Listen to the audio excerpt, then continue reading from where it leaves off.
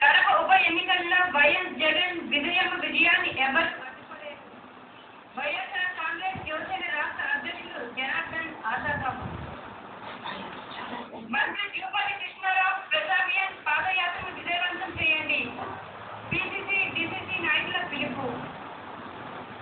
పట్టణంలోని ఇందిరమ్మ గృహాల్లో జరిగిన అవినీతిపై ప్రభుత్వం విచారణ జరిపించాలి.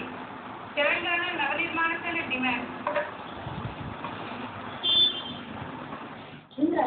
వైఎస్ఆర్ కాంగ్రెస్ ప్రచారం నిమిత్తం కడప వెళ్తున్నట్లు వైఎస్ఆర్ యువసేన నిర్మాణమైన ఇందిరమ్మ గృహాల్లో జరిగిన అవినీతిపై ప్రభుత్వం విచారణ చేపట్టి బాధ్యులపై చర్యలకు శ్రీకారం చుట్టింది.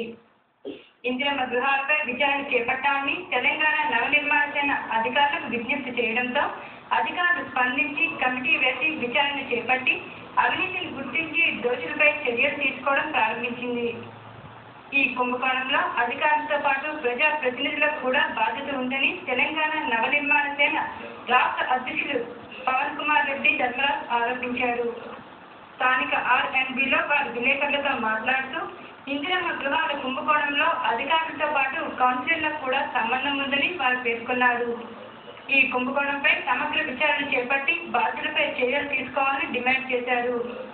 హౌసింగ్ కార్యాలయంలో గల్లంతైన రికార్డులను వెంటనే సేకరించి బినామీ లబ్ధిదారుల జాబితా తయారు చేసి ప్రజా ప్రతినిధుల పాత్రను కూడా తేటచల్లం చేయాలని వారు డిమాండ్ చేశారు.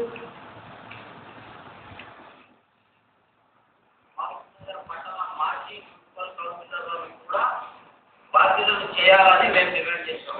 ఎందుకంటే కౌన్సిలర్లు, అప్పటి కౌన్సిలర్లు, ఇప్పుడు మాజీలు, అప్పటి కౌన్సిలర్లు, ఎంపీలు, తర్వాత ఇతర సిబ్బంది కూడా కలుపుకొని ఈ అవినీతి కార్యక్రమం చేపట్టారు. అసలు దొంగలు ఎవరు అంటే వీళ్ళు డిఈలు, పై స్థాయిలో ఉన్న డిఈలు, ఏఈలు, డిఈలు, తర్వాత లీడర్లు. ఇందిరామ మార్గదర్శక సూత్రాలు మొత్తం